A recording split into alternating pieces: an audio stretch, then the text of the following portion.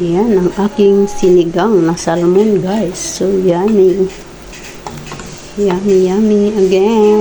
Guys, ayan, magsinigang na nga po ako ngayon ng salmon. Yan, yung nilinisan ko kanina. At ayan na po ang aking mga ingredients. Malilinis na din po yan. So, ayan po, may labanos po akong konti at sibuyas na hiwa ko na rin yan po.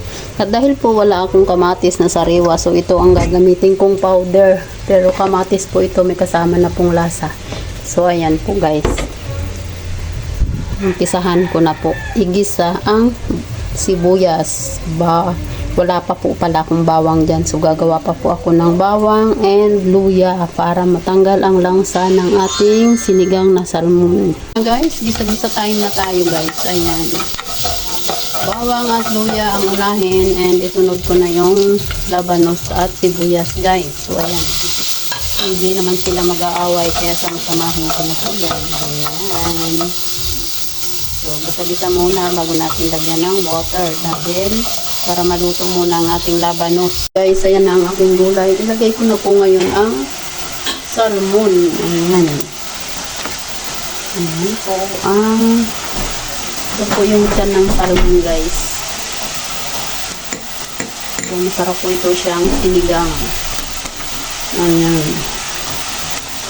Medyo matagal na po ako hindi nagluto ng salmon. Kaya, ayan. So, dahil kami lang po naman ang kakain, kaya tama na po yan. Marami na po yan.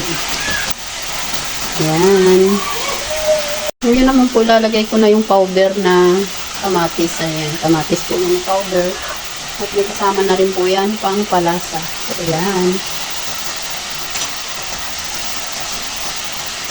So, haluin ko lang siya ng konti. Saka ko siya lalagyan ng water kasi medyo natutuyuan na rin po siya. So, ayan. Pintado na po siya. Ayan. Lagyan ko na po ng water. Ayan. Pakuluin ko lang po yan. Saka ko ilalagay ang kanyang paasim. Ayan. Sapat na ang tubig na yan para sa dami ng ating salmon at gulay. Ayan na, guys. Ilagay ko na po ang ating gulay. So, lalagyan ko na po siya ng pang-paasim. Ayan. So, ayan na, guys. Templado na po siya. Ayan na po ang aking sinigang na salmon. Magpula po siya dahil po doon sa powder na kamatis. So, tikman ko na po siya, guys. Ayan. Tama na po ang lasa niya. So, ayan. Thank you for watching, guys. Ready to serve na po yan.